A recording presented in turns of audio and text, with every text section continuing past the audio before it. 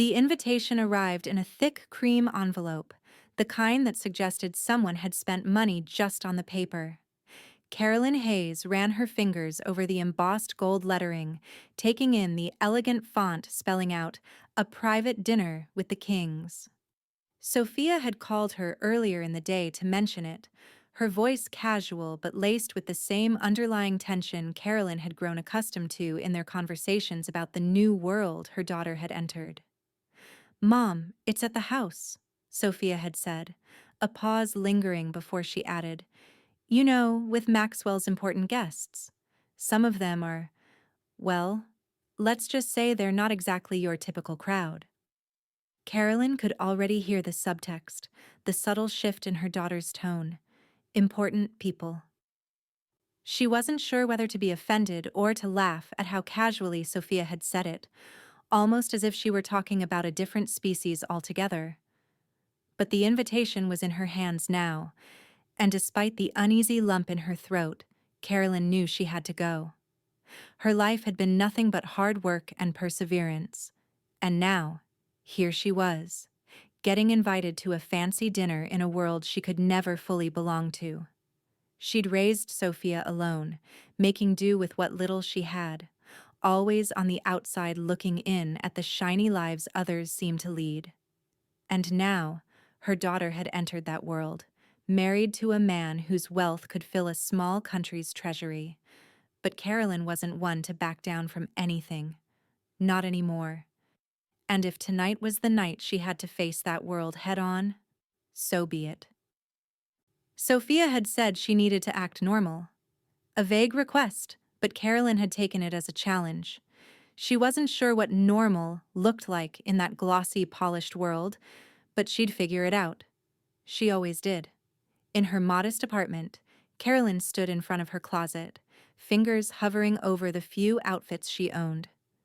Nothing about her wardrobe screamed millionaire wife or elegant socialite. She reached for a simple navy dress she'd worn to countless occasions before. Birthdays, graduations, even funerals. It was tasteful and unassuming, nothing flashy. As she held it against herself in front of the mirror, she wondered if it was enough. Would it be enough? Her reflection looked back at her, uncertain. It had been so long since she'd tried to fit into a world that felt alien to her. But tonight, she wouldn't shrink. She was going to walk into that mansion and own the space, no matter how uncomfortable it felt. Lily, her 12-year-old granddaughter, entered the room, a hopeful smile on her face. "Grandma, you look pretty." Carolyn chuckled, trying to push away the nerves gnawing at her stomach. "Do you think this will be good enough for the important people?" Lily frowned, wrinkling her nose. "Why does it matter, Grandma? Just be yourself. You're the coolest person I know. Who cares what they think?" Carolyn smiled, the comfort of her granddaughter's innocence easing some of her worries.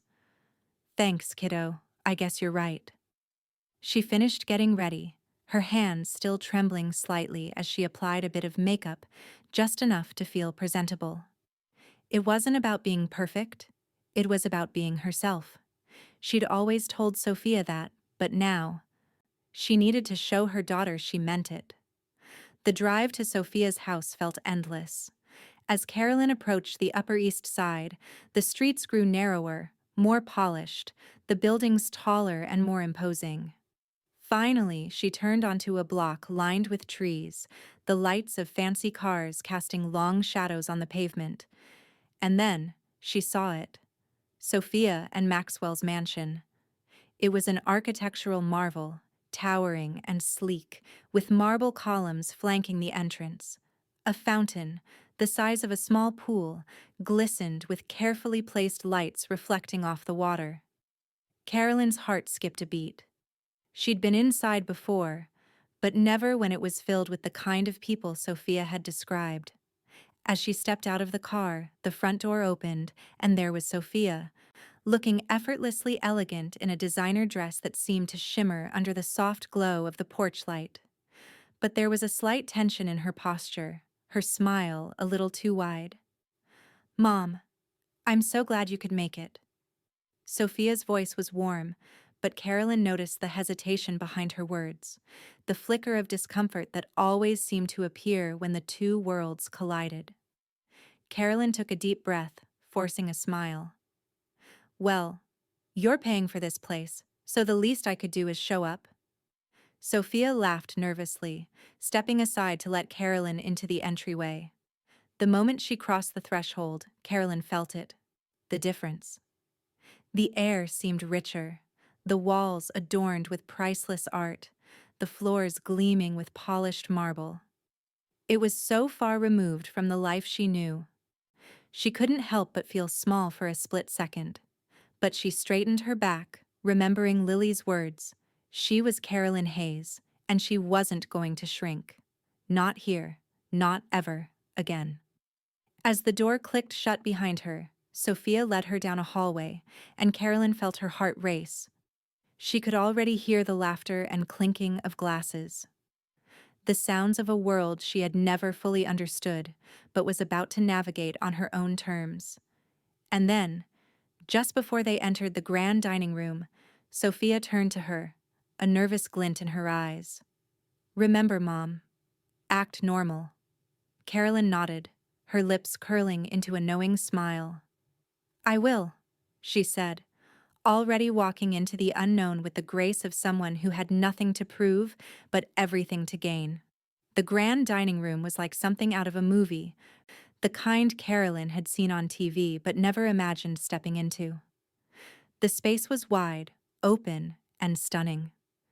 Crystal chandeliers hung from the high ceiling, casting a warm, golden glow over the long table set with fine china and glistening silverware. It felt like a stage, and Carolyn was walking onto it, her heart racing as her footsteps echoed on the polished marble floor.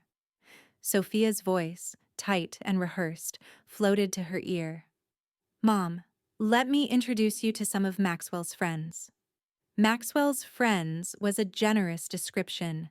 Carolyn had heard bits and pieces of their names from Sophia. Wealthy business partners, socialites, people who seemed more comfortable discussing investments than family. As they neared the table, she could already feel the weight of their eyes on her. It wasn't just curiosity, it was something more calculating. They were measuring her, sizing her up. She was an outsider in every sense of the word, someone who didn't belong in this world of smooth conversations and perfectly manicured lawns. Sophia led her to a small group near the far end of the room. At the center of it was a woman, tall and sleek, with perfectly styled blonde hair and a sharp, confident gaze. Carolyn could tell from the way the woman held herself that she was someone who had never experienced a day of discomfort in her life.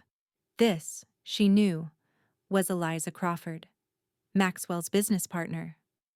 "Eliza," Sophia said, her tone suddenly more polished. "This is my mom, Carolyn." Eliza turned, her smile bright but distant, like the kind of greeting one would give to a charity donor, not a family member. "So nice to meet you," she said, extending a perfectly manicured hand. "I've heard so much about you." Carolyn shook it, her grip firm but unpolished.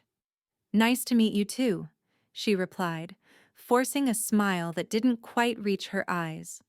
Eliza's gaze flickered over Carolyn, just long enough to make her feel small. "I must say, it's refreshing to see someone from a more charming background," she said, her voice dripping with thinly veiled condescension.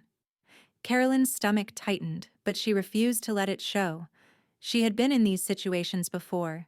People who tried to make her feel inferior because she didn't fit their idea of what success looked like. She swallowed the bitter taste in her mouth and returned the smile, more confident than she felt. "Thank you," she said evenly. "I think the suburbs have their own charm." Eliza's lips tightened, clearly not expecting Carolyn to stand her ground. But before she could say anything else, another man, older than Maxwell, stepped forward with a smirk that could have been carved into his face. This was Grant Davidson, the kind of man who had money written all over him: expensive suit, expensive watch, expensive everything. Grant extended his hand, his smile wide, almost too wide. "Grant Davidson," he said with a deep, almost theatrical voice. "And you must be Sophia's mom?" "Yes, I'm Carolyn," she replied, shaking his hand firmly, though she couldn't help but feel the weight of his gaze linger on her like a heat lamp. He chuckled, his eyes scanning her outfit. "Well, Carolyn, I have to say, it's nice to see someone with a modest taste in fashion," he remarked, his tone so casual it felt like a deliberate jab. Carolyn's cheeks burned, but she kept her composure. She was used to this. It wasn't the first time someone had commented on her lesser wardrobe, and it wouldn't be the last. "I've always believed in quality over brand," she said, her voice steady. Grant raised an eyebrow, clearly amused. "Oh, of course," he said, his smile a little too wide. "It's a very charming look." Sophia, standing a few feet away, shifted nervously, clearly uncomfortable with the attention on her mother. Carolyn could feel her daughter's eyes on her, but she refused to look back. This was her moment, not Sophia's, and she wasn't going to let anyone, least of all these people, make her feel small.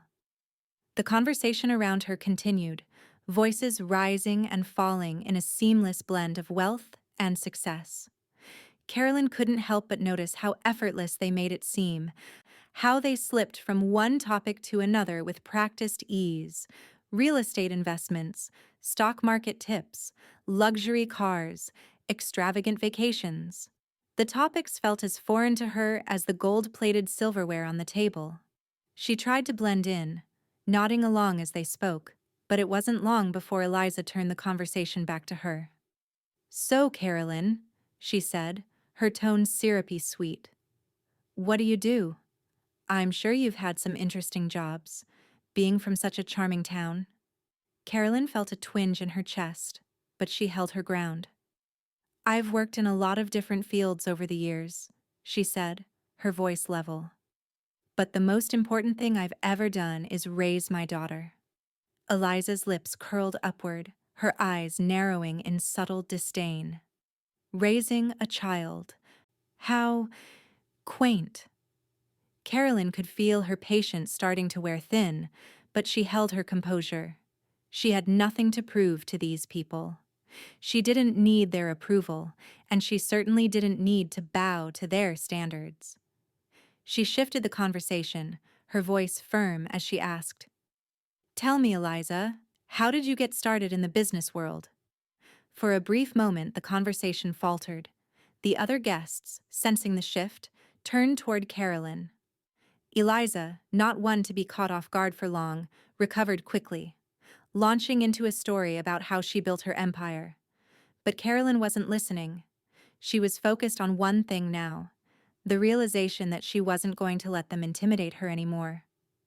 As the evening wore on, the energy of the room began to shift. People continued to look at her, but now, there was something different in their gaze, uncertainty. They hadn't expected this from the woman who was supposed to be out of place. Sophia, who had been watching her from the corner of the room, seemed to finally relax a little. But Carolyn wasn't sure if she was relieved or if her daughter was simply learning that this was who she was now. The woman standing here, not shrinking from the judgment of a room full of millionaires, was the same woman who had raised her. The room was still full of whispers, but Carolyn wasn't listening. She was too busy preparing herself for what came next. The room settled into a comfortable hum as the dinner began. The silver platters were cleared away, and the guests, still circling the table in their high-end conversation, took their seats. Carolyn could feel the subtle shift in the air, the low murmur of voices turning into something more focused. She sat at the far end of the table, away from the spotlight but close enough to hear every word, every carefully chosen phrase. The topic swirled around her: business deals, investments, acquisitions. As the guests spoke, their words came out in well-practiced cadences, a smooth stream of wealth and success. Carolyn had always been good at listening, picking up on patterns in conversation. Here, it was the same as everywhere else. People clung to status, seeking ways to elevate themselves while subtly keeping others in their place. Grant was the first to dive into the topic of the latest stock market boom, his voice booming across the table. "You know, I bought up some real estate last month," he said, his eyes glinting with the satisfaction of a man who'd made another million. "It's all about getting in early, right? If you know where to put your money, you can make a fortune." The guests nodded, murmuring their agreement. But Carolyn's mind started to drift. She'd heard it all before. The empty boasting of men who spoke about money like it was a game, but there was no real substance behind their words. They didn't speak about the years it took to save, the struggles, the sweat. It was all about instant gratification. She thought about the quiet satisfaction she'd had when she paid off her mortgage, when she knew that the small things in life, stability, family, hard work, had mattered more than the numbers on a bank statement. It wasn't long before Eliza, with her usual polished precision, shifted the conversation. "Speaking of acquisitions," she began, her eyes narrowing in Carolyn's direction, "I recently came across a rare bottle of wine.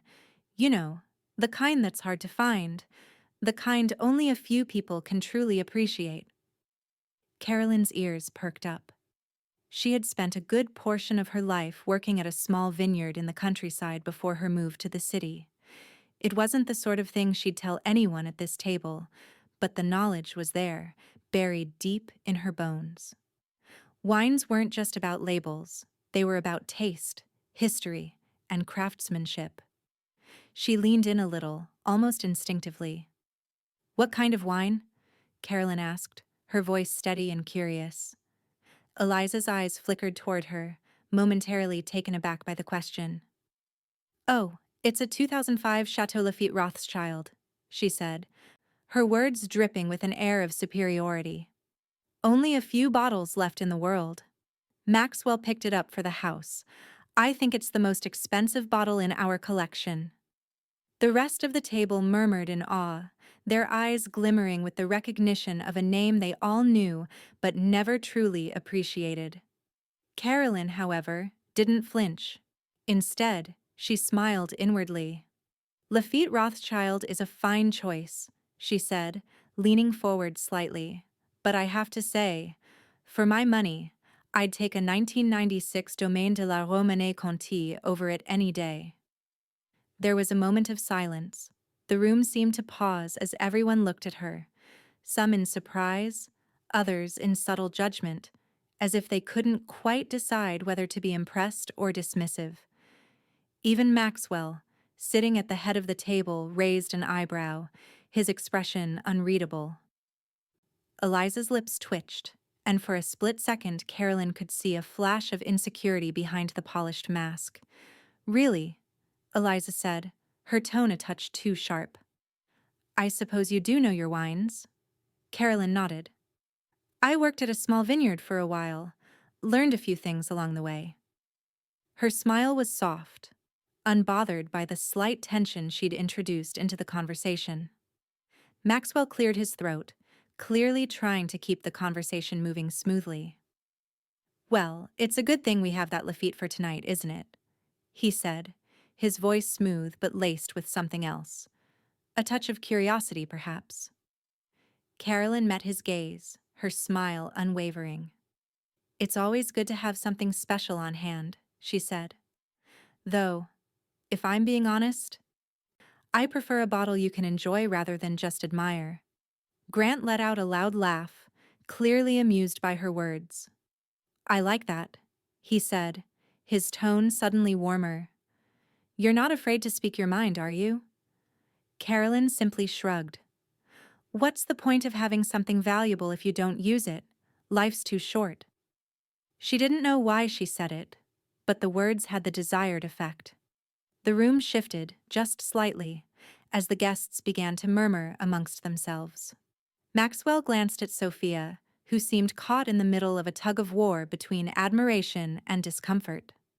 Carolyn could see the way Sophia's fingers twitched around her wine glass, her nervous energy betraying her attempts at composure. Carolyn stood up, her decision already made. She excused herself from the conversation, making her way to the sideboard where the bottles of wine were neatly lined up, ready to be poured. She selected a bottle without hesitation, a deep red that had already begun to stand out among the collection of more extravagant selections. With practiced hands, Carolyn uncorked the bottle, the soft pop of the cork echoing in the room. As she began to pour the wine into the delicate crystal glasses, she moved with a confidence that felt almost foreign but utterly right. Her fingers, steady and sure, handled the glassware like someone who belonged. The room had fallen quiet again, and Carolyn could feel every eye on her. She could hear their thoughts, their judgments. Who was this woman, this outsider, who handled the wine with such ease? She could see it in their faces. They hadn't expected this. She moved gracefully, making sure to give each guest a perfect pour, never rushing, never faltering. When she finished, she stepped back, standing tall, holding the gaze of every person at the table. Maxwell's gaze lingered on her for a moment longer than was necessary. His lips parted slightly, as though he were about to say something. But instead, he simply nodded, his expression unreadable. Sophia, watching from the corner of the room, looked both proud and perplexed, her mouth slightly agape as her mother continued to dominate the room with a quiet kind of power. Carolyn took her seat once again, her heart still racing, but her confidence unwavering. The guests might have had their wine, but for the first time that evening it was clear who was in control of the evening's flavor. And it wasn't them. It was her. The evening had settled into its rhythm. The clinking of glasses, the low hum of conversation. Carolyn, sitting back at the table, felt like she had settled into her own skin for the first time that night. Her hand rested casually on the stem of her wine glass, the conversation swirling around her. But her presence, quiet and composed, seemed to speak louder than words. Then, a shaft of light from the chandelier above caught her dress.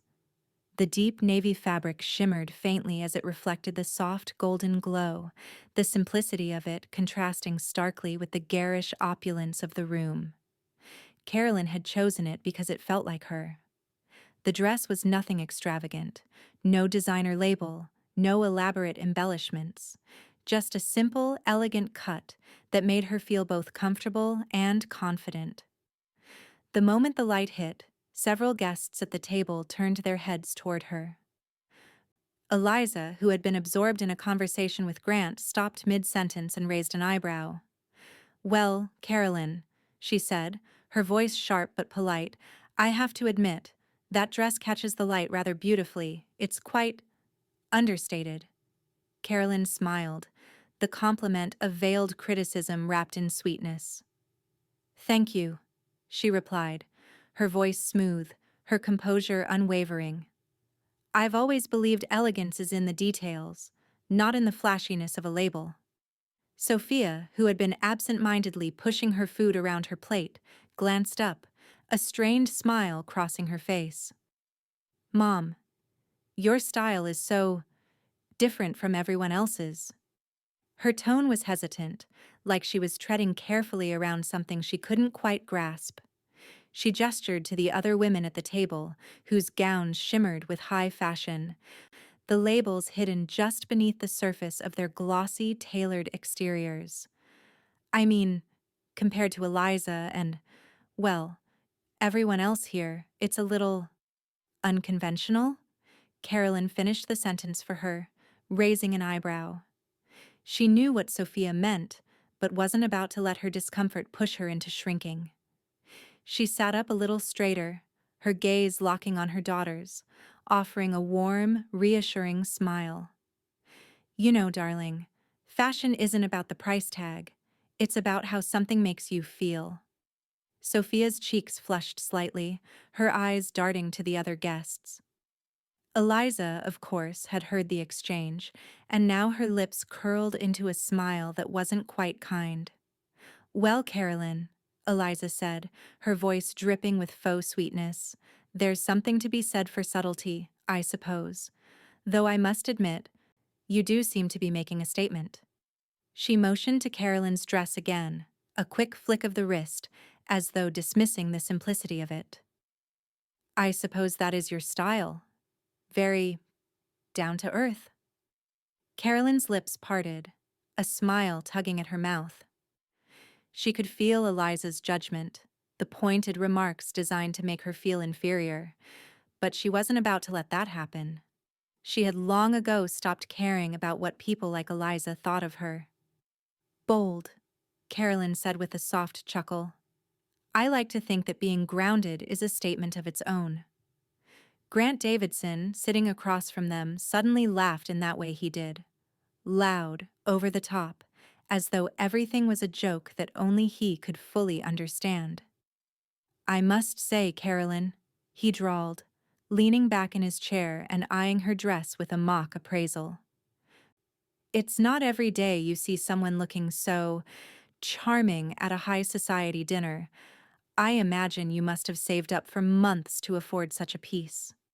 A wave of heat flushed through Carolyn's chest. She could feel the others at the table bracing themselves for her reaction. They thought she'd shrink, or maybe laugh nervously, as they had all expected her to do. But instead, Carolyn did what she did best. She remained calm. She met Grant's eyes, a knowing smile on her lips, and in that moment, she knew she had them right where she wanted them. Actually, she said, her voice low but firm, I got it from a second-hand shop. Best find I've ever made. It's funny.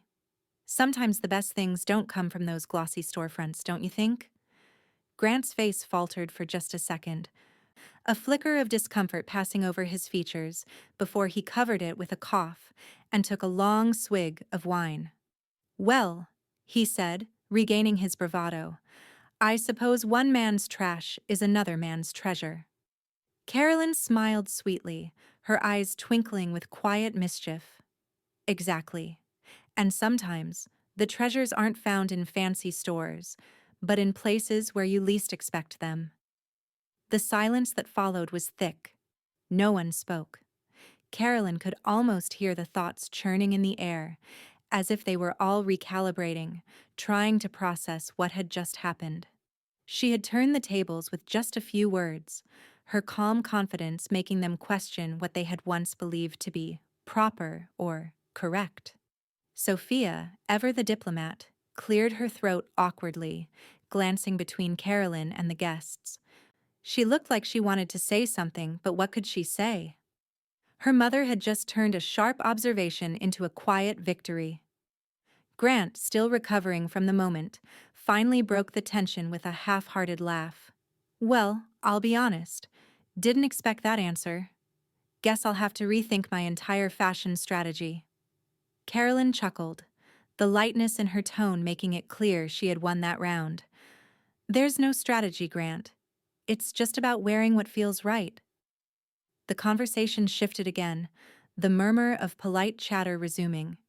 But Carolyn's presence at the table felt different now.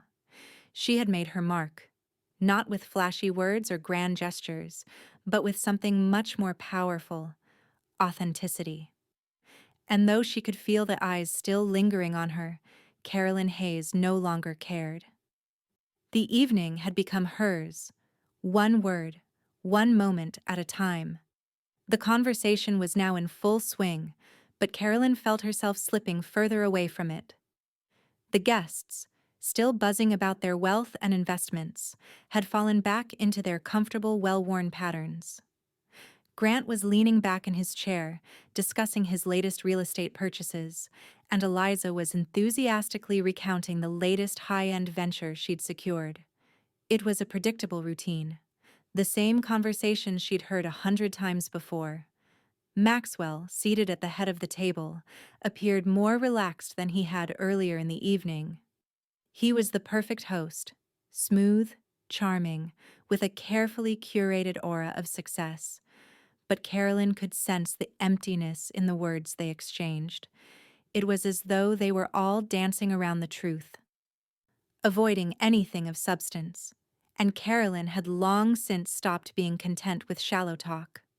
She leaned back in her chair, her fingers tracing the rim of her wine glass absent-mindedly. The silver clinked faintly as she gently swirled the wine inside. She had a decision to make: continue nodding along like everyone else, or steer the evening into deeper waters. With a soft breath, Carolyn leaned forward, her voice cutting through the hum of business chatter with calm assurance. "So, tell me," she began, her gaze sweeping over the table, "what were you all like as children?" The question hung in the air for a moment, and the response was immediate: discomfort. It wasn't the kind of thing you asked at a dinner like this. You asked about money, about the things that could be bought, not about the things that shaped you as a person. Maxwell's eyes flickered toward her, the briefest moment of uncertainty crossing his sharp features. Eliza, of course, was quick to recover, but not fast enough to mask the subtle annoyance in her eyes.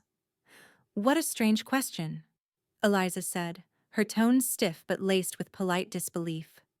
"Children, Carolyn? We're adults now.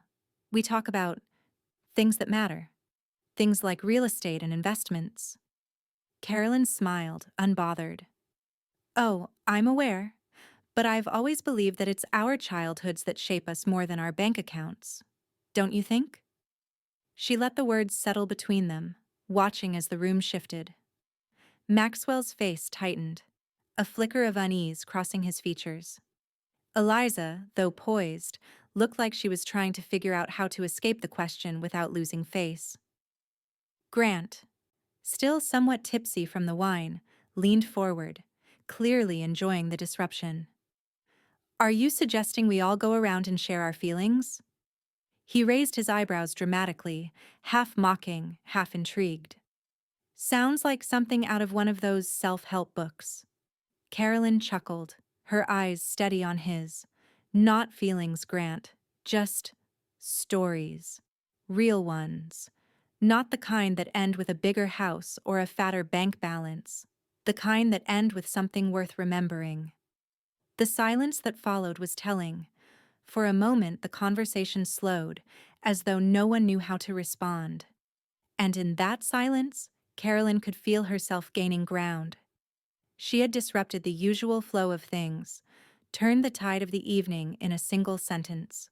Maxwell's hand hovered over his wine glass, but he didn't take a sip. Instead, he looked at her, his expression tight, but curious. "And what kind of story do you want to hear, Carolyn?" His voice was careful, almost cautious. "The story of how I worked my way up from nothing?" "No," Carolyn said gently. "I want to hear about the you that was there before all of this. Before the suits, the investments, the you that grew up, before the world told you who to be." Sophia, who had been watching her mother closely from the corner of the room, shifted uncomfortably in her seat. Her face flushed as she shifted her gaze between Carolyn and the guests. It wasn't that Sophia didn't understand what her mother was doing. It was more that she had never seen her take control of a room quite like this before. Grant broke the silence, his voice a little softer now, his earlier mockery gone. "Well, I suppose I could share a bit of my past. It wasn't always as glamorous as it is now." He leaned back, his expression shifting, no longer the self-assured businessman, but something else. More vulnerable, more human. "I grew up in a small town in the Midwest. My father worked 2 jobs, and my mother, she was a teacher. We didn't have much, but we made do." It was a small crack in his armor, but it was there. Carolyn could see it.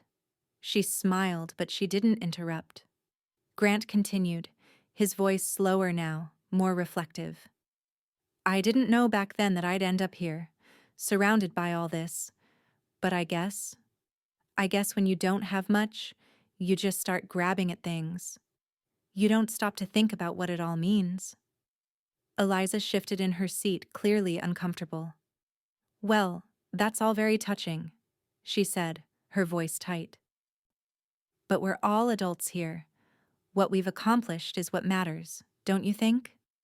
Carolyn met her gaze with quiet defiance. No, Eliza. Who we are is what matters. What we've learned, what we've lived through. Those are the stories that define us, not just the numbers on a balance sheet. The room was quiet again, and this time, it wasn't the discomfort of the question hanging in the air, it was the shift that had happened.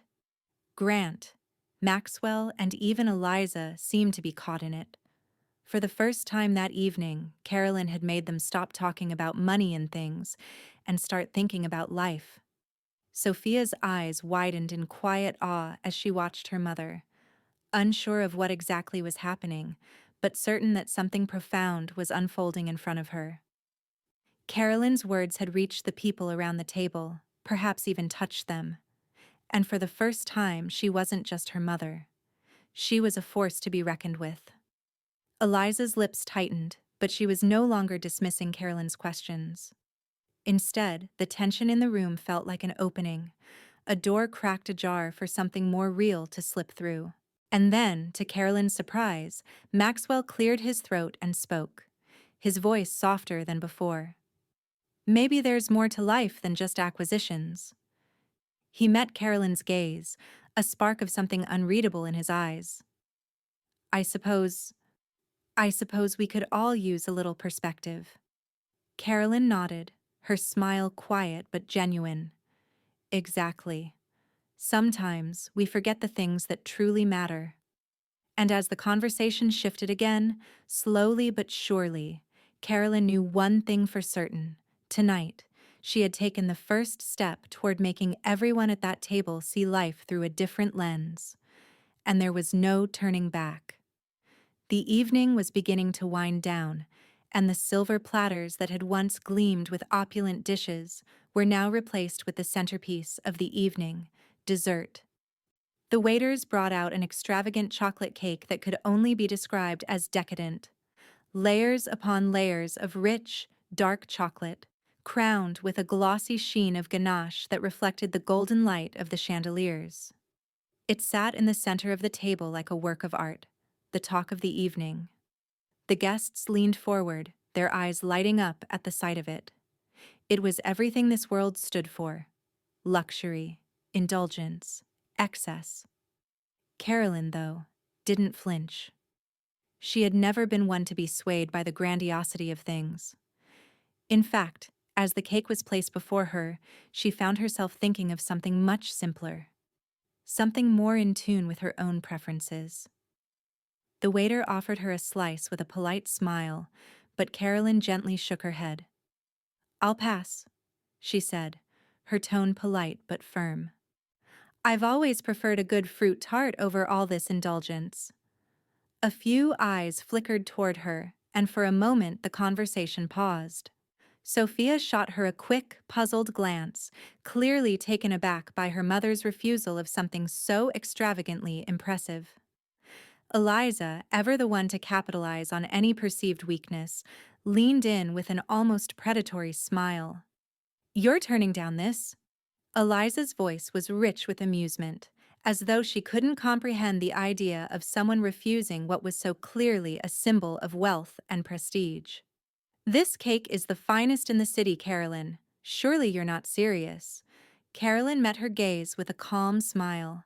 "I'm quite serious, Eliza," she replied, "but it's just a matter of taste, really. I've always found joy in simpler things." Eliza's lips tightened slightly, but she wasn't done. She pushed the plate a little closer to Carolyn. "You must have incredible willpower," she said with a touch of sarcasm.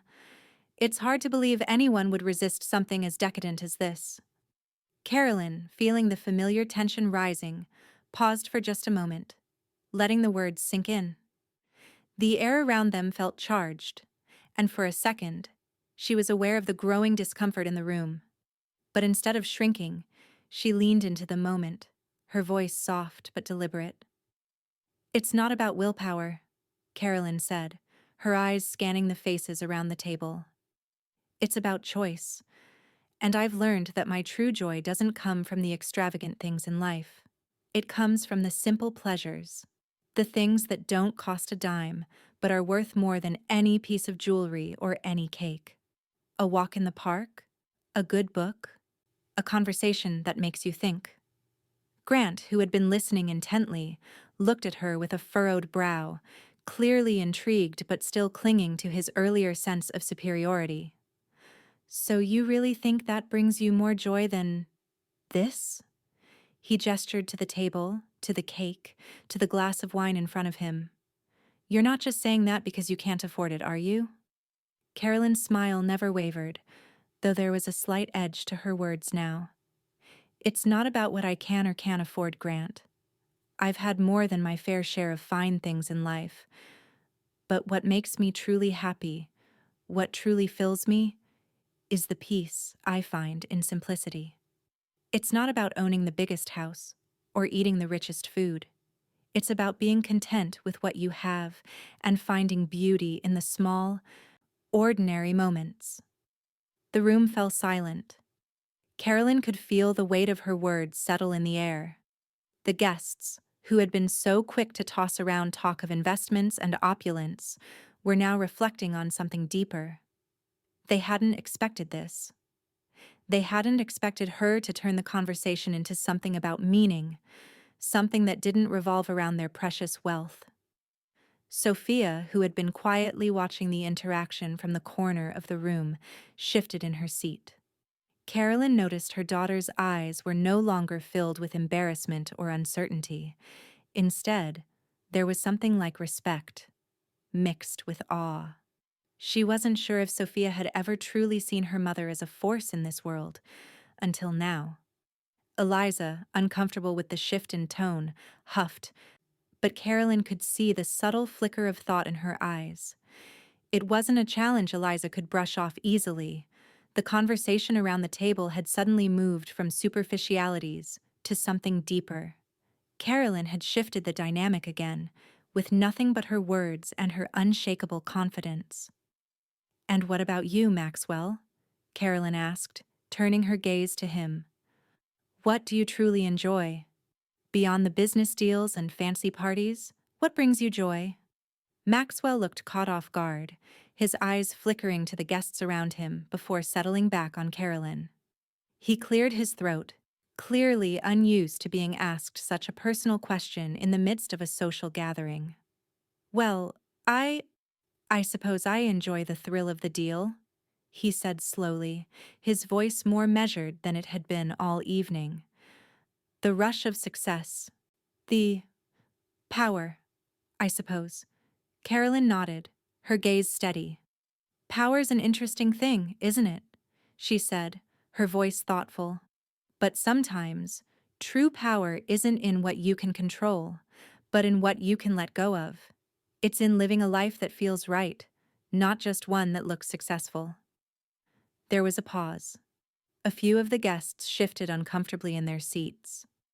Maxwell's lips pressed together, and for a moment Carolyn thought he might push back. But instead, he merely nodded, the lines around his eyes tightening as though he were considering her words carefully for the first time that evening. Sophia, still watching, looked like she was processing everything, the way her mother had taken control of the room, the way she had made people rethink their values. Carolyn had done more than just survive this dinner. She had transformed it. And for the first time in a long time, Sophia saw her mother not as an outsider, but as someone who belonged in this world, on her own terms. As the evening wound down, the guests were quieter now, less focused on the cake, the wine, the indulgence that had once defined their gathering. Carolyn had shifted something fundamental in the air. They were no longer talking about excess, but about something deeper. The choices they made, the lives they lived, and the things they found worth having. And in that moment, Carolyn realized she had won, not with money, not with power, but with something far more valuable: authenticity. The evening had begun to wind down, but the energy in the room felt anything but exhausted. A subtle shift had taken place, a shift that Carolyn felt deep within herself. The guests, still gathered around the long table, had grown quieter, introspective. Conversations had veered off the predictable course of investments and acquisitions, instead drifting into something more personal, more genuine. Maxwell, seated at the head of the table, cleared his throat and raised his glass. "Ladies and gentlemen," he said, his voice smooth and commanding, "to success, to prosperity, to the deals that make it all possible." The guests followed suit, raising their glasses in a chorus of polite agreement, their faces reflecting the practiced ease of those who had long celebrated such toasts. Carolyn, however, remained still, her hands resting calmly on the table, her glass untouched. She could feel the weight of the moment settle over her, a moment where she could let things pass, let the comfortable ritual of the evening unfold. Or she could take it. She could own it. Maxwell's eyes flickered over the room, a satisfied gleam in them as he waited for everyone to indulge in the toast. But Carolyn wasn't going to let this one slide. Not tonight. As the last clink of glasses echoed through the room, she stood up slowly, her movements deliberate. The guests paused, their eyes flicking to her, some curious, others bemused. Sophia, who had been leaning slightly forward in her chair, stiffened the moment her mother began to rise. "Excuse me," Carolyn said, her voice calm but firm. She raised her glass, her gaze sweeping across the room. "I'd like to make a toast." Maxwell blinked in mild surprise, his mouth tightening just slightly, but he didn't object. Instead, he nodded, his expression unreadable, as if curious to see where this would go. Carolyn's gaze locked with his for a brief moment, then moved on to the other guests. She could feel the silence settle on them like a weight, the attention shifting to her. Eliza, still maintaining her perfect composure, raised an eyebrow, clearly unsure what to expect. Carolyn smiled inwardly, but remained outwardly calm, steady. "To family," she began, her voice cutting through the quiet air. "To the bonds that hold us together. To the relationships that matter more than anything else in this world. I know we're all here because of success. Financial success, achievements that are measurable in numbers, in assets, in the weight of the homes we own, and the cars we drive.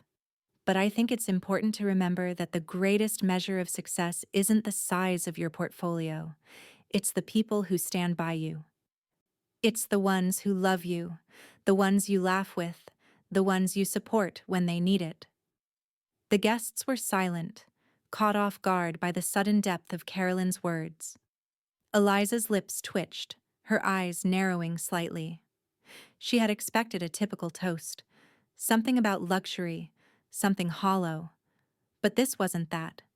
This was something real. Carolyn continued, her voice steady, unwavering. "It's easy to get caught up in the numbers, in the glitz, the glamour. But when it all comes down to it, what we have is each other. The family we choose, the friends we rely on. Not the wealth we accrue, but the love we give and receive." Sophia's face flushed, her hands gripping the edge of the table, unsure whether to be proud or embarrassed. The room, though, was still. There was a palpable shift in the energy. The guests, who had been so quick to raise their glasses to success, were now reconsidering. Carolyn's words had hit a nerve, struck a chord deep within them, though they weren't quite sure how to react. Eliza, her discomfort clear now, leaned forward and cleared her throat.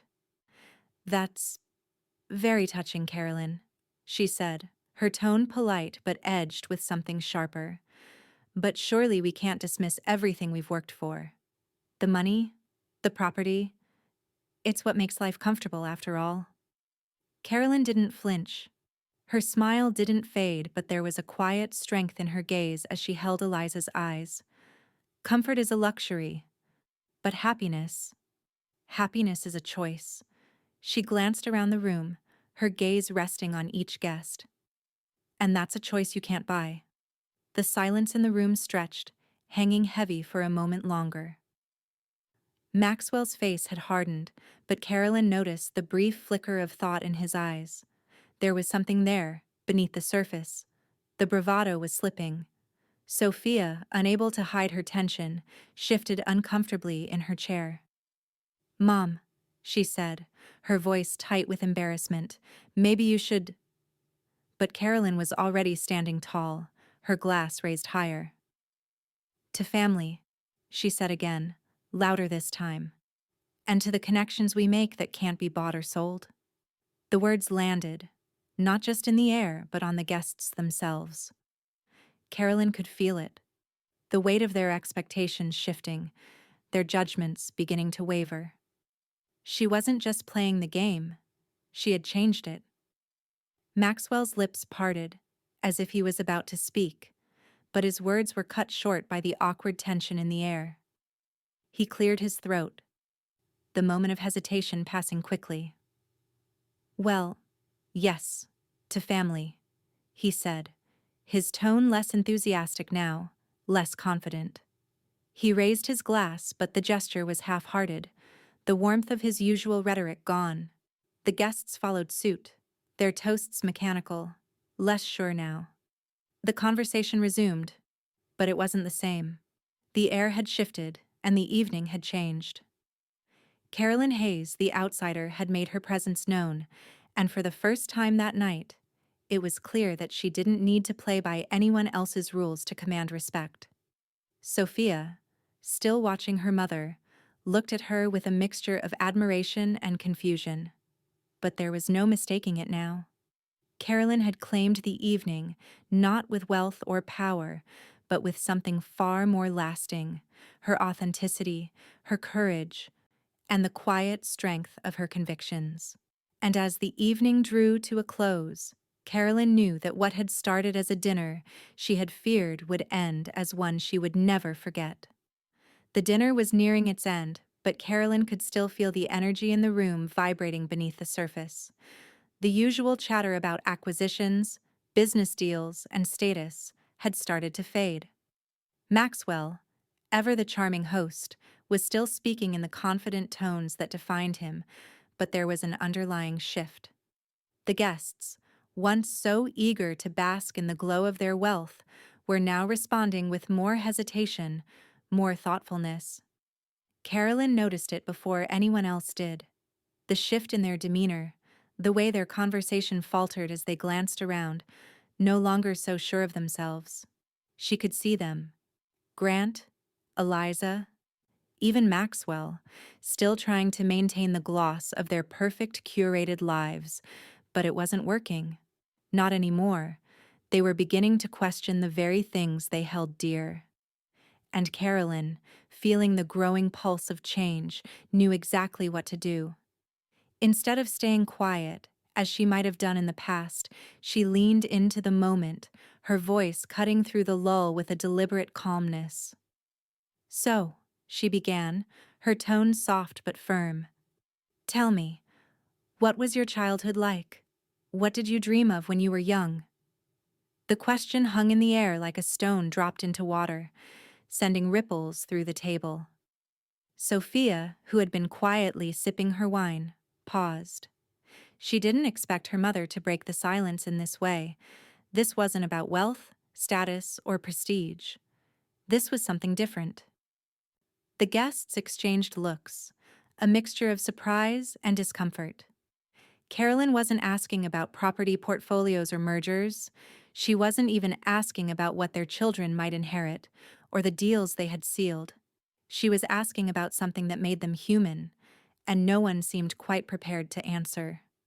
Eliza, always quick to regain control, spoke first, her voice tight. "Well, that's an odd question, don't you think?" she said, her words carefully measured, her posture stiff. "We're adults now. Childhoods are in the past." Carolyn didn't flinch, her gaze steady. "Childhood shapes who we are. It's the foundation. We're all built from the people we once were. So, I think it's worth asking, what were you like before the world told you who to be?"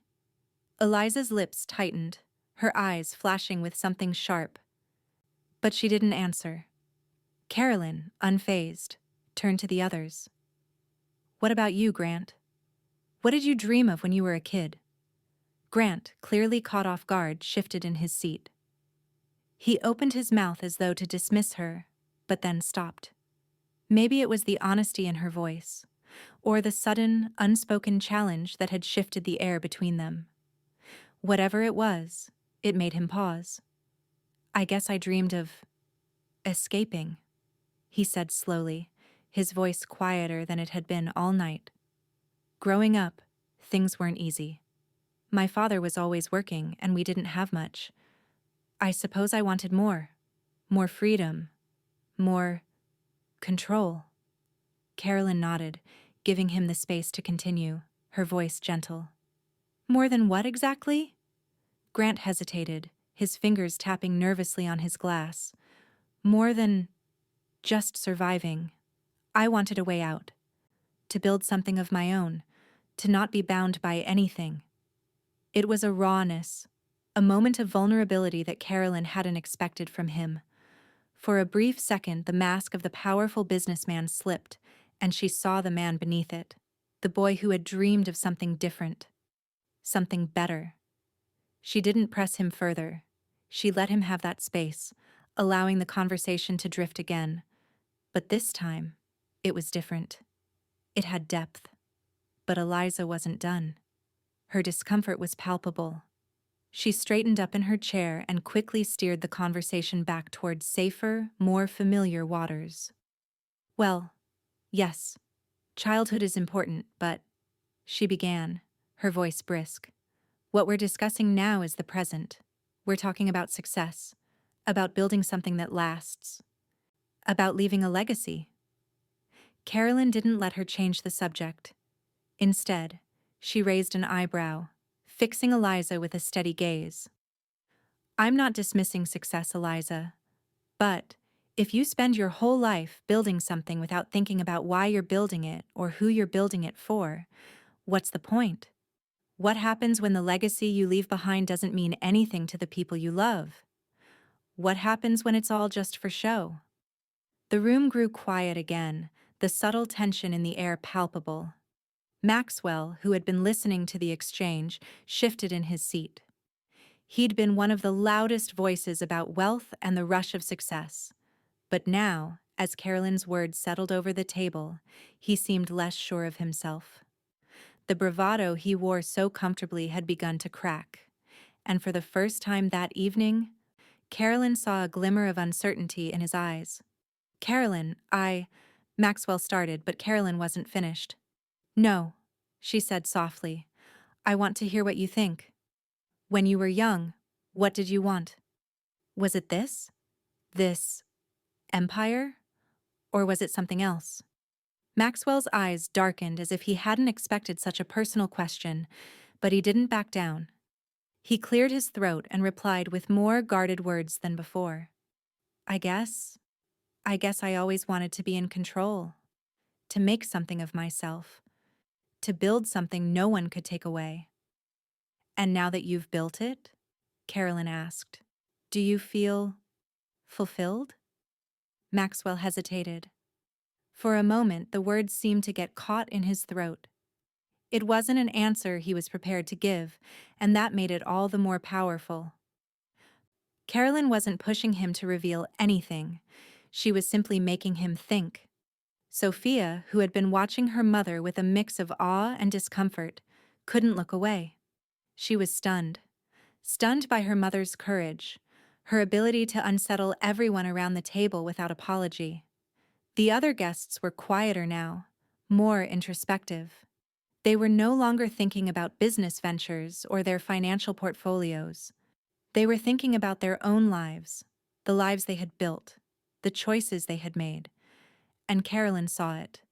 The slow, inevitable shift. She hadn't come here to prove a point. She had come here to be herself, to speak truths that no one else had dared to speak. And now she could feel the weight of the evening changing, shifting in her favor. As the night wore on, the conversations became quieter, the words more thoughtful. And Carolyn Hayes, once the outsider, once the uninvited guest, had not only earned their respect, but had made them question everything they thought they knew about success, about life, and about themselves. And for the first time that night, Carolyn felt truly at home. The evening had stretched on, the conversation flowing like wine, smooth, but with an undeniable undertone of something deeper, something more personal. Carolyn sat at the table, her posture composed, her presence unwavering. The guests, once so sure of their place in this world of glittering wealth, were now speaking with less certainty, their voices softening. The conversation had shifted from superficial talk of acquisitions and estates to something altogether more vulnerable. Carolyn wasn't speaking to impress anyone. She was simply speaking the truth. And as the dinner continued, her words, her quiet confidence, outshone even the most polished guests at the table. Maxwell had been the first to start questioning himself, but now Carolyn could feel the shift in the room. Eliza, though still trying to maintain control, was faltering, her walls beginning to crack. The others, once smug in their wealth, were starting to reconsider the very things that had defined their lives. It was subtle, but it was real. Carolyn had come into their world and disrupted it, not with arrogance, but with something much more powerful: honesty.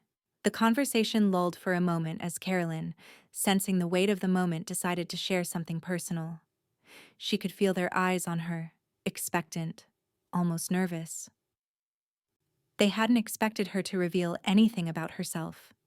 She wasn't supposed to be the one holding the room's attention.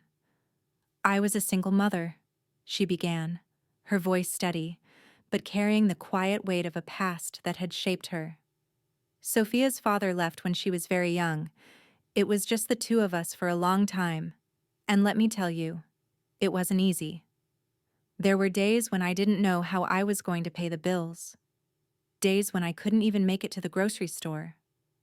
But there were also days when Sophia would come home from school, smiling with a story to tell, and I'd forget all about the struggle, because I knew, no matter how hard it was, that I was doing something that mattered."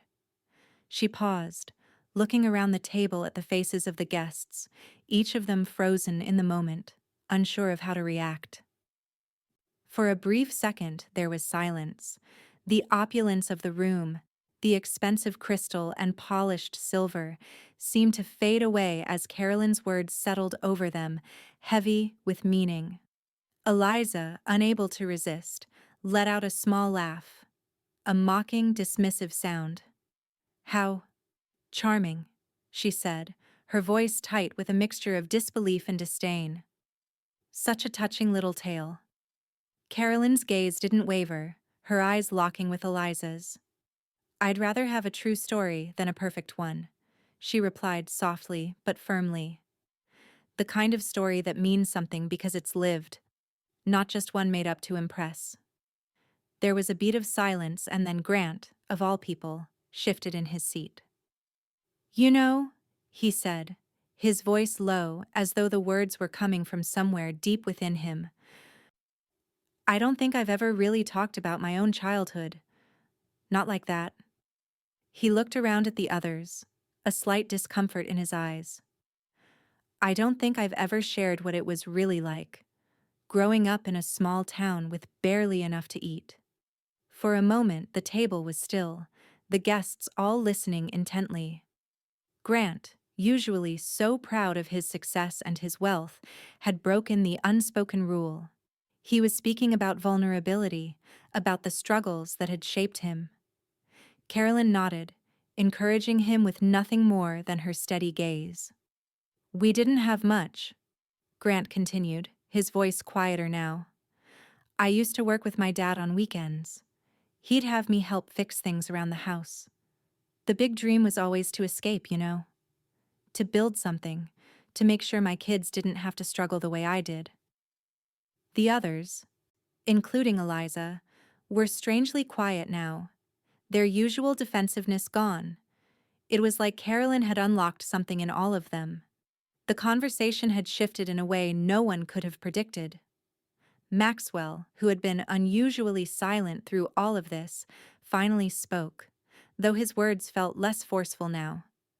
I I guess I've never really thought about it that way, he admitted. I've been so focused on building an empire, on achieving what I thought was success. But what if I've missed something? What if, what if I've missed the real purpose of it all? Carolyn's smile was soft, but it was a smile of quiet victory. She hadn't come here to push anyone or make them feel small. She had simply asked questions that mattered, questions about their humanity. And it had changed the atmosphere in the room. They were no longer just guests at a dinner party.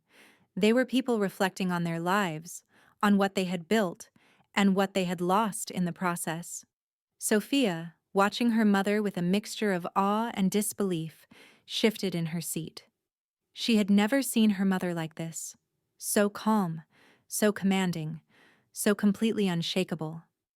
Her mother wasn't just challenging the guests, she was challenging herself, pushing them to confront the very things they had avoided for years. The guests, once so eager to talk about their wealth and power, were now talking about their pasts, their struggles, their regrets. They were opening up in ways Carolyn had never expected, and yet, it felt as natural as breathing. As the evening drew to a close, the mood in the room was unrecognizable. The earlier tension, the superficiality of it all, had faded into something more meaningful. And as Carolyn looked around the table, she saw them differently. No longer untouchable figures of wealth, but people with their own histories, their own stories. Sophia, who had been quiet through most of it, finally spoke, her voice soft but sincere. "Mom," she said, her eyes wide with realization, You've made this evening unforgettable. I never thought I'd see the day." Carolyn looked at her daughter, her heart swelling with something unexpected. Pride, love, and a deep sense of satisfaction. She hadn't just survived this night, she had changed it. And for the first time, Carolyn Hayes didn't feel like an outsider. She had finally found her place, exactly where she belonged. The evening had turned, its trajectory forever altered by the quiet confidence Carolyn had introduced into the room. She had come here as an outsider, uncertain of herself and her place in a world of wealth and prestige. But now, as the last of the candles flickered softly on the table, Carolyn had transformed that world around her. No longer was she the uncomfortable guest, trying to blend in. Instead, she had become the axis of the evening, the steady force that had shifted everything. As she looked around at the guests, Carolyn realized that they were just people, flawed, imperfect, like anyone else. In their gleaming designer suits and perfectly styled hair, they still carried their own burdens, their own regrets. Behind the polished facades, there was a vulnerability she had glimpsed, a humanity that had once been hidden by the masks they wore to protect their egos. It was a revelation that brought a quiet sense of pride to her heart. The grand dining room, with its gleaming crystal and gold, had once seemed like a world that could never be hers. But now, as she sat at the table with these men and women, she saw it differently. She wasn't out of place. She was simply different. And that difference was no longer something to shrink from. It was her strength. Sophia, who had been observing her mother throughout the evening, shifted in her seat. Carolyn could see the discomfort in her daughter's posture, the way she fidgeted with her napkin, the nervous glances she cast around the table as though worried about how people would react to Carolyn's forceful presence. It wasn't that Sophia was ashamed of her mother, but the discomfort was clear. Carolyn had stolen the spotlight, and it made Sophia uneasy. But Carolyn didn't let that bother her. She had already made her mark on this evening. She had proven that she didn't need the approval of anyone at this table to know her worth. Her confidence, her authenticity, it was enough. And as she sat back in her chair, listening to the quiet conversations around her, she realized something profound. The people she had once viewed as untouchable, Eliza, Maxwell, Grant, were not the figures of power she had imagined. They were just people, struggling, like everyone else, to find meaning in their lives.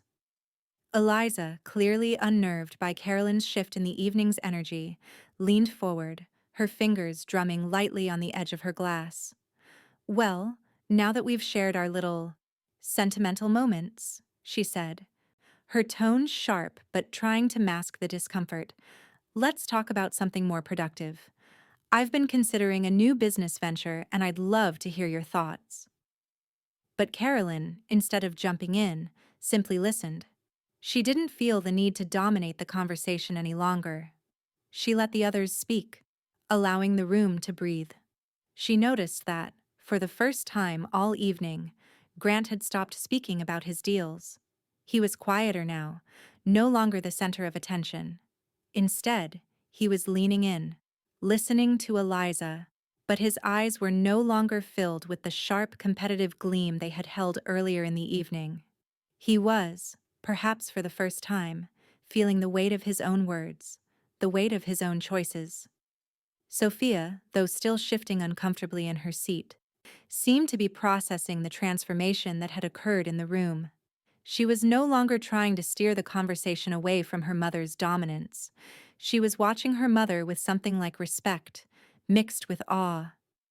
Carolyn had always been the quiet one in the background, the one who let others take the stage. But tonight, she had shown them all that she had a voice that could not only be heard, but could change the course of the evening. Eliza, sensing her diminishing hold on the conversation, tried again, this time turning the focus back to her. "Well, I think we all know the business world waits for no one," Eliza said, her words now tinged with something defensive. "Success is about moving forward, about taking the next step." But Carolyn, instead of pushing back, merely let Eliza speak. She could see that Eliza's words no longer held the same weight they once did. She had broken the hold Eliza had on the group, and now Eliza's efforts to regain control felt thin and shallow. Carolyn no longer needed to assert herself. The room had shifted, and the power dynamics had changed. It wasn't about wealth or status anymore. It was about something real. Grant, still quietly observing, caught Carolyn's gaze across the table. There was something different in his eyes now. The sharpness was gone, replaced with something like humility. He had always been the one to dominate the conversation, the one to steer it toward his own success. But now, as he sat there, silent and introspective, Carolyn could see that the room's attention had shifted. It wasn't just about him anymore. The other guests, once so eager to dominate the conversation, were now turning inward. Even Maxwell, who had prided himself on being the one to set the tone, seemed a little less certain. He was still the host, still the orchestrator of this world of luxury and privilege, but Carolyn had taken something from him. She had shown them all that true power didn't lie in money or prestige. It lay in authenticity, in courage, in the ability to stand firm in who you were. Sophia looked at her mother once more, her face filled with a mix of admiration and surprise. Carolyn could see the change in her daughter's eyes, the realization that her mother had done something extraordinary. And as the evening came to a close, Carolyn felt something she hadn't expected. Peace. Not the peace that came from silence or from fading into the background, but the peace that came from knowing she had shifted the very foundation of the room. She had made these guests, these people who once seemed so out of reach, question their own lives, their own values. And in doing so, she had reclaimed her place in this world, not as an outsider, but as someone who had, in her own quiet way, changed everything. For the first time that evening, Carolyn felt like she belonged, not in the world they had created, but in her own. And that was enough. The evening had begun to wind down, but Carolyn could feel the tension still crackling in the air. The guests were no longer the shiny, confident figures they had been at the beginning of the night. Now their conversation had shifted from talk of wealth and acquisitions to something far more introspective. And still, Carolyn sat there, quiet, poised, but now with a palpable sense of satisfaction. She had brought them here. She had made them question everything. For the first time, they saw her for what she was: unshakable, authentic, and commanding. But not everyone at the table was as calm as Carolyn. Sophia, who had been watching her mother with a mix of awe and discomfort, shifted in her seat once more.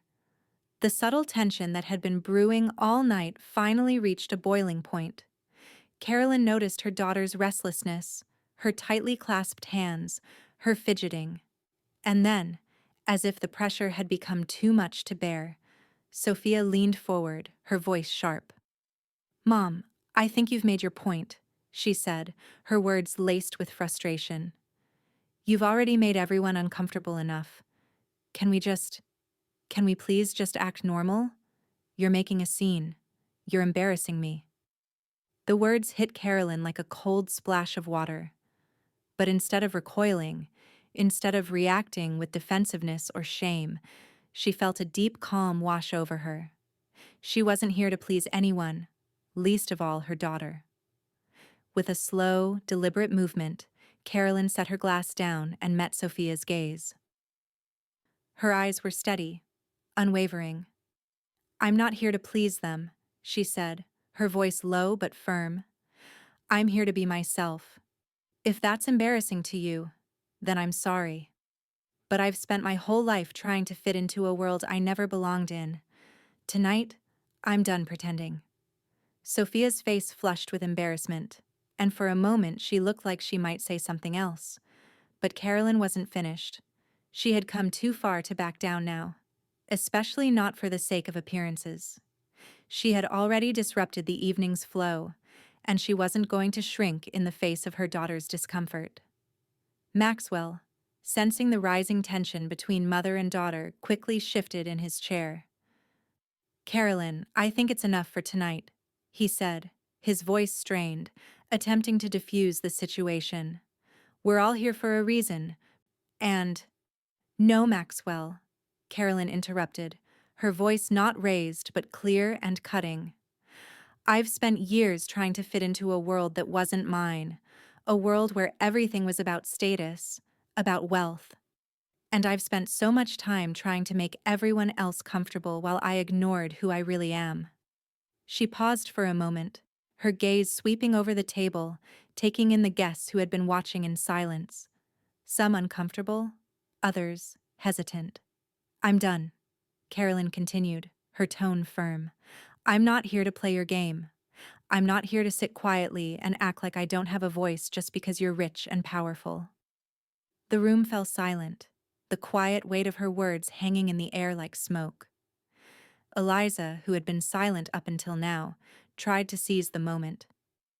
"Well, Carolyn," she began, her voice dripping with condescension, "I understand that you're trying to make a point, but you can't just keep going on like this.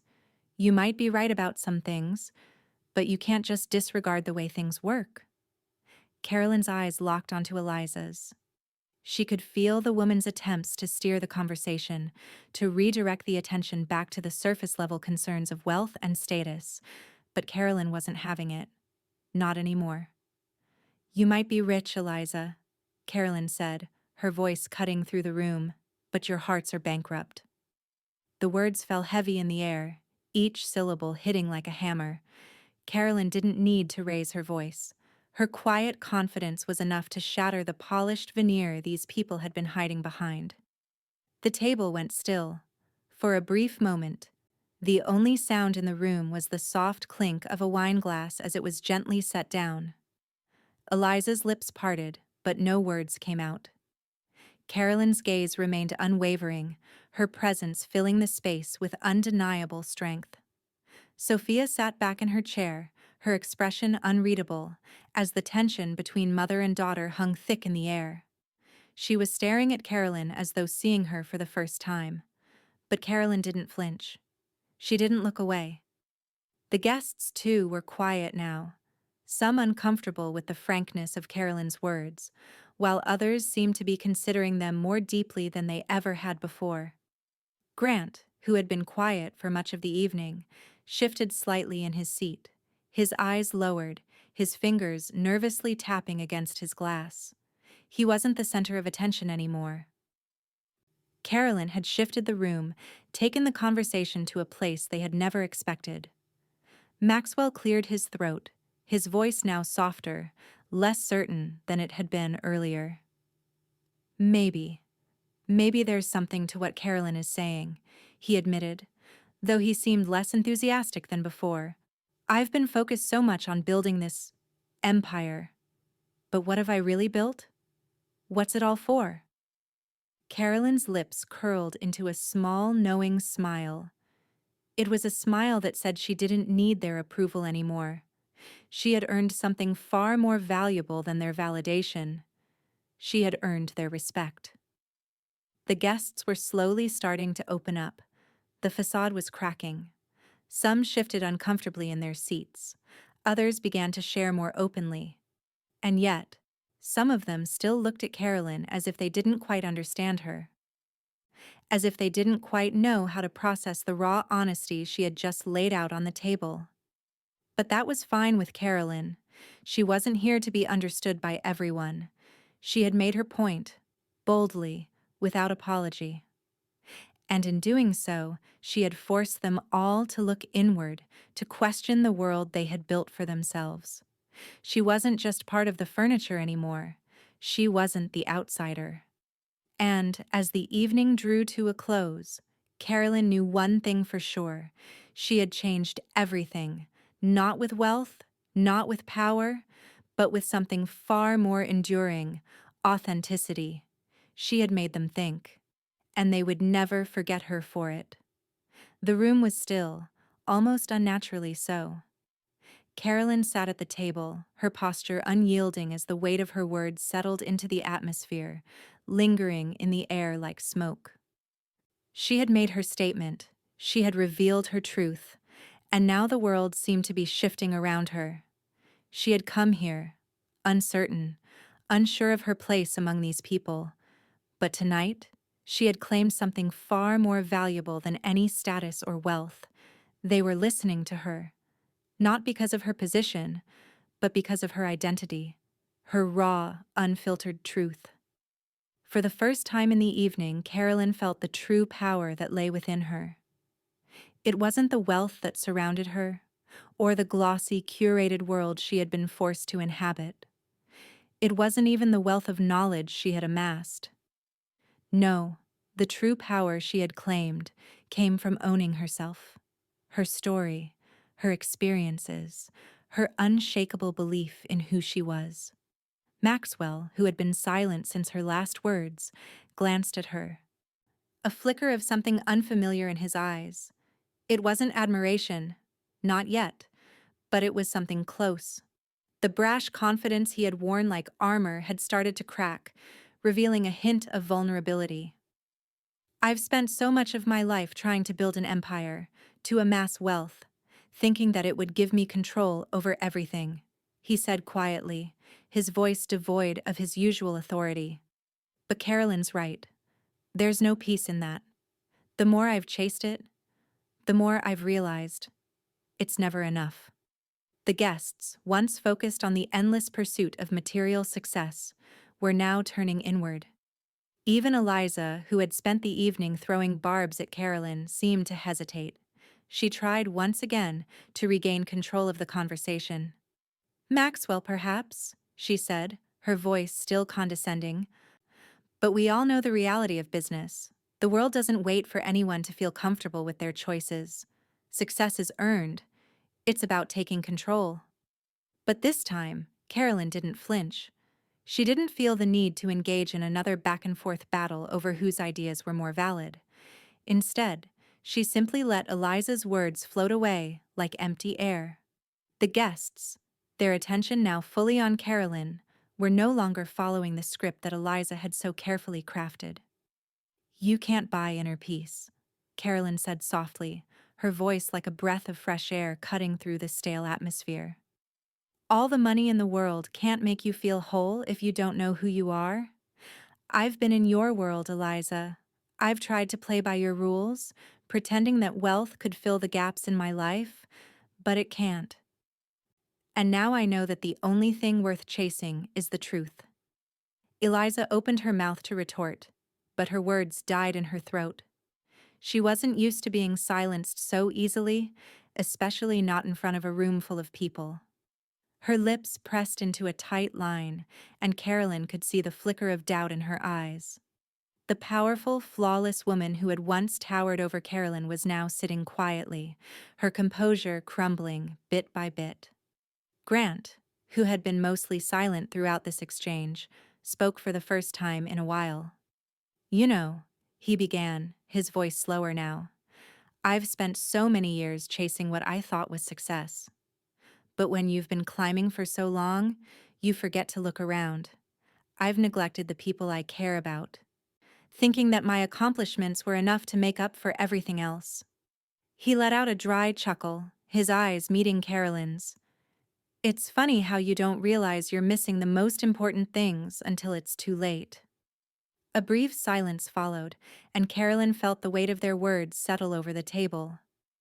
She hadn't just made a point. She had cracked open a door they had kept closed for years, and now they were seeing the cracks in their own facades, the lives they had built on foundations of material wealth, when what they truly longed for was something far simpler, far more meaningful. Sophia, who had been sitting quietly, her arms crossed, had been watching Carolyn with an expression that seemed to be shifting by the second. The discomfort she had shown earlier was still there, but now there was something else in her eyes. Respect. Her mother had walked into this room unsure of her place, but now she was commanding it with ease, with confidence, with a power that no one could deny. Carolyn could feel the change in Sophia's gaze, and she met her daughter's eyes, offering a small, knowing smile. The tension that had once been between them was starting to dissolve. Her daughter was beginning to see her not as the outsider, but as the woman she had always been, a force in her own right. The guests, too, were starting to engage with Carolyn on a deeper level, no longer focusing on their wealth or social standing. They were asking her questions, genuinely interested in her perspective. For the first time that evening, Carolyn felt the true essence of connection, not the shallow, transactional conversation she had been used to, but real dialogue. She was no longer an object of curiosity. She was a catalyst for change. Maxwell, who had once been the driving force of the evening, now found himself listening intently. "What do you think it means, Carolyn?" he asked, his voice softer, almost vulnerable. "What do you think it really means to live a meaningful life?" Carolyn paused for a moment, her eyes scanning the room. "It means knowing who you are and being true to that, no matter what anyone else says. It means finding peace in the simple things, the things that can't be bought or sold. It means finding joy in the people you love, in the moments that matter, not the things you own." The guests nodded, some more slowly than others, but they were listening. Eliza, who had spent the entire evening holding on to her control, now seemed unsure of herself. Carolyn's words had shaken the very foundation of the life she had built on wealth and appearances. Sophia's gaze softened. She still wasn't sure how to process everything that had happened, but she was beginning to understand that her mother was no longer the woman she had once feared would embarrass her. She was someone who had found her place, someone who had earned the respect of everyone at this table, not by conforming, but by standing firm in her own truth. As the evening drew to a close, Carolyn stood up, her posture unbroken, her voice strong. She had come here as an outsider, but she was leaving as someone who had changed the course of the evening and the lives of those around her. For the first time that night, she felt the power of who she truly was, And it was enough. The evening had slowed into a soft lull, the once vibrant conversation now a hushed murmur of reflection. The laughter, the clinking of glasses, the frantic chatter of high society had all but disappeared. In its place was an unfamiliar stillness, a kind of quiet that settled deep into the air, as though the room itself had come to terms with something new. Carolyn sat back in her chair, the weight of the evening's transformation heavy on her shoulders, but not in a burdensome way. She wasn't trying to fit in anymore. She wasn't here to prove anything to anyone. She had simply come to be herself, and in doing so, she had turned the evening upside down. For the first time, Carolyn embraced the peace that came with knowing she had nothing left to prove. The guests were no longer the towering figures they had seemed at the start of the night. They were just people now, flawed, questioning, even humbled by the depth of the conversation they had barely scratched before she'd arrived. Maxwell, who had once commanded the room with effortless authority, now sat back, his posture less rigid, less certain. The walls he had built around himself, his empire, his wealth, his business, had cracked under Carolyn's quiet strength. The subtle shift in his demeanor was enough to tell her that he was grappling with his own definition of success. Across the table, Eliza, still trying to maintain some semblance of control, pursed her lips. She was the last of the guests holding on to the superficiality that had once defined them all. As the silence hung in the air, she cleared her throat, her attempt to steer the evening back to safer waters. "I think it's time for a toast," she said, her voice tight with an edge of frustration, trying to reassert herself. But Carolyn wasn't interested in falling back into the old patterns. She rose from her seat slowly, her movements deliberate. "I'll make the toast," she said, her voice calm and steady, commanding attention without raising it. The room stilled, all eyes turning to Carolyn, as if the very air had shifted to make room for her words. "To authenticity," she said, lifting her glass, her eyes sweeping across the table. "To the courage it takes to live a life true to yourself. To not hiding behind wealth or status or the image of success. To finding peace in simplicity, in the things that truly matter, the love we give, the lives we touch, the moments that make us feel whole." Her words hung in the air, and for a moment, there was nothing but the soft clink of glasses being lifted, then lowered again, as the guests awkwardly but respectfully followed suit. Even Eliza, who had so often tried to take the reins, raised her glass. The power had shifted, and they all knew it. Sophia, who had been silent throughout the toast, her eyes glued to her mother, looked like she might burst. The discomfort that had once dominated her expression was now replaced with something more profound. A shift, subtle but undeniable, had occurred between them. Carolyn could feel the tension in the air, the weight of her daughter's internal conflict. And then, finally, Sophia spoke, her voice quieter than usual, but steady. "Mom," she began, her words faltering at first, "I'm sorry. For how I've treated you. For not understanding. For being embarrassed. I never realized how much I took for granted. How much you've always done for me." Carolyn's heart tightened, but not with anger. No, this was something else. It was the feeling of a bridge being built, of a gap that had seemed insurmountable just hours before closing ever so slowly. She met Sophia's gaze, her eyes softening, and with a small but sincere smile, she responded. "I'm not angry, sweetheart," Carolyn said, her voice gentle. "I know you didn't understand, but you do now. You're my daughter. You've always been my heart, my family, and that place in my life. It's not something anyone can buy. It's earned. We've both earned it. Together." Sophia's eyes filled with something Carolyn couldn't quite read, but it wasn't discomfort anymore. No, this was something different, something new. Sophia looked at her mother, not with the skepticism of someone who had grown used to judging from the sidelines, but with a quiet respect, as though for the first time she truly saw her mother as the woman she was: strong, unwavering, and capable of change, not just for herself, but for everyone around her. The guests, for their part, had started to speak among themselves, their voices more reflective now. The earlier tension had begun to lift, replaced by a quiet admiration for Carolyn's unwavering truth. Even Eliza, who had tried so hard to hold on to her sense of superiority, seemed less sure of herself.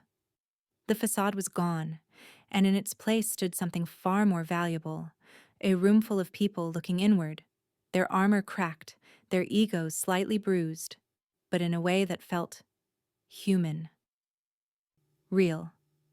Grant, who had been leaning back in his chair, his hands loosely folded in his lap, caught Carolyn's eye. "You really changed the game tonight," he said, his voice thoughtful. "You didn't play by the rules, and maybe that's why it worked." Carolyn smiled, but there was no boastfulness in it, only a quiet satisfaction. "Sometimes," she said softly, "the only rules worth following are the ones you make for yourself." The evening wound to a close, but it was clear that this dinner had been anything but ordinary. Carolyn had come as the outsider, the mother who didn't belong in this world of money and power. But she was leaving as something else entirely, someone who had changed not only the course of the evening, but perhaps even the lives of those around her. Sophia looked at her mother one last time before they left the table, her eyes filled with something Carolyn hadn't expected: understanding. And, for the first time that night, Carolyn knew she had not only reclaimed her place in this world, but had done so in a way that would leave an impression on every person in that room, one they would never forget. For the first time in years, Carolyn felt completely at peace with herself. The evening had ended, but the quiet victory she felt within herself would last far longer than any material wealth ever could. The evening had drawn to its quiet conclusion, but Carolyn still felt the lingering pulse of the night, an energy that hummed beneath the surface, vibrating with the weight of all the unsaid things. The grand chandelier overhead cast long shadows over the table, where once the conversation had been sharp and cold, filled with business talk and strained pleasantries. Now the air was thick with introspection, a rare silence settling in among the guests who had come in expecting nothing more than a night of indulgence, and instead had found themselves grappling with something far more profound. Maxwell, who had spent most of the evening trying to maintain his control over the room, was the first to break the silence. His voice, once commanding, now held a softer, more contemplative edge. "Carolyn," he said, his words unexpected, "I just wanted to thank you for your refreshing perspective tonight." The words caught everyone off guard. The guests, still reeling from the shifts in tone throughout the evening, turned their attention toward Maxwell. It wasn't often that the great Maxwell King showed vulnerability, and yet here he was, acknowledging something Carolyn had said, a recognition that perhaps there was more to success than the empire he had built. Carolyn, sensing the weight of the moment, offered a small, almost imperceptible smile. "I'm glad you're listening," she said simply. Her voice was calm, her presence unshakable. It wasn't arrogance that filled the space around her. It was something more: the quiet power that comes from knowing who you are and standing in that truth without apology. But Eliza, never one to let another take the reins without a challenge, let out a huff, her lips pressing together in irritation. "We can all appreciate a little perspective, but," she said, her voice sharp, "we still have to get back to reality, don't we? Business doesn't wait for anyone to find themselves." She tried to bring the conversation back to familiar ground, to the world of deals and acquisitions where she had always felt most comfortable. But Carolyn wasn't fazed. She didn't need to engage with Eliza's attempts to shift the topic. Instead, she remained composed, watching as the guests, now fully aware of the change in the room, slowly began to pay attention to something more than just the noise of wealth. "No," Carolyn said quietly, her voice steady but carrying an undeniable authority. "The truth is, business and wealth can only take you so far. True success, Eliza, is about being true to who you are. It's about finding fulfillment in what truly matters, not just in what you can acquire or what you can control." The guests shifted in their seats, their attention on Carolyn.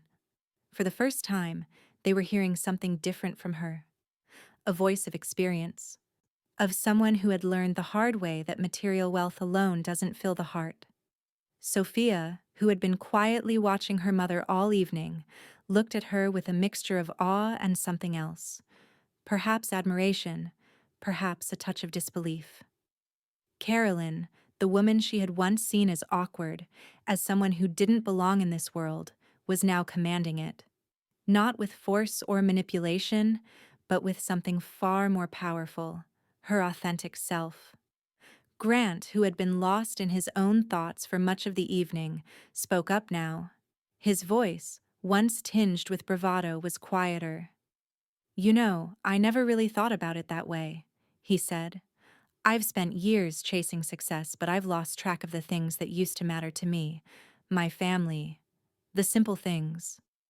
Maybe I've been living in the wrong direction." Carolyn's smile was small but full of understanding. "It's easy to get lost," she said, her tone warm but unflinching. "But it's never too late to change. The question is, do you want to keep chasing something that doesn't fulfill you, or do you want to start living in a way that brings you peace?" There was a pause as the weight of Carolyn's words sunk in, and Carolyn watched the guests, one by one, look inward, their expressions shifting from guarded to something more vulnerable, something real. Maxwell, who had been so focused on outward success, now found himself questioning what he had truly been chasing all these years. Eliza, still holding on to her pride, was quiet for once, her sharpness dulled by Carolyn's steady truth. The conversation, once filled with superficiality, had now evolved into something far more meaningful. The guests were no longer discussing their latest acquisitions or future business deals. Instead, they were sharing stories of their pasts, moments of regret, of things they had lost in the pursuit of success, and the things they now wished they could change. For the first time, they were admitting to each other what they had never dared speak aloud before: their own imperfections, their own struggles. Sophia, who had been distant, now leaned in. Her eyes were fixed on Carolyn, and for the first time, Carolyn saw the respect in her daughter's gaze. The discomfort that had clouded their relationship earlier in the evening had dissipated. "Mom," she said, her voice soft but sincere, "I've been so focused on what I thought was important. But you're right. You've always been right. It's not about money or status. It's about the people we love and the lives we build, not the things we accumulate." Carolyn's heart swelled with emotion as she looked at her daughter. The bridge between them, once fragile, now felt solid, unbreakable. "I'm glad you see that, sweetheart," she said, her voice thick with emotion. "That's all I've ever wanted for you, to see the world for what it really is, and to find your own path, not anyone else's." As the evening wound down, the guests continued to talk, but now there was an honesty in their voices, a vulnerability that hadn't been there when the night began. They weren't talking about the things they owned or the money they had made. They were talking about what really mattered. Carolyn sat back in her chair, feeling a quiet sense of victory wash over her. She had come here as an outsider, unsure of her place, but now she had claimed her space, not through wealth or status, but through the strength of her truth. And for the first time in years, Carolyn Hayes felt the full weight of her worth. She had not only changed the course of the evening, She had changed their perspectives, and perhaps their lives. And in that moment, Carolyn knew she had found the peace she had been searching for all along. The evening was nearing its end, the sounds of clinking glasses and hushed conversations gradually fading as the guests began to prepare to leave. The grand dining room, once filled with the cold glitter of opulence and the sharp edges of high society banter, now felt different, softer, more human. Carolyn had come into this world of wealth and prestige feeling like an outsider, uncertain of her place. But now, as the night wound to a close, she stood tall, her heart steady, her sense of self unwavering. She hadn't outshone anyone. She hadn't tried to. What mattered now was that she had stayed true to herself, true to her values, to her authenticity. It had been a quiet power, but one that had shifted the very foundation of the room. She had made them question their lives, their choices, and most importantly, their own truths. Maxwell approached her first, his movements more measured than they had been all night. His usual confidence was there, but it now carried an edge of something else: respect. He stopped a few feet away, then looked at her, his voice low but sincere. "Carolyn, I didn't expect tonight to go the way it did. I want to thank you for your strength, for your insight." Carolyn smiled gently, the weight of his words settling in her chest.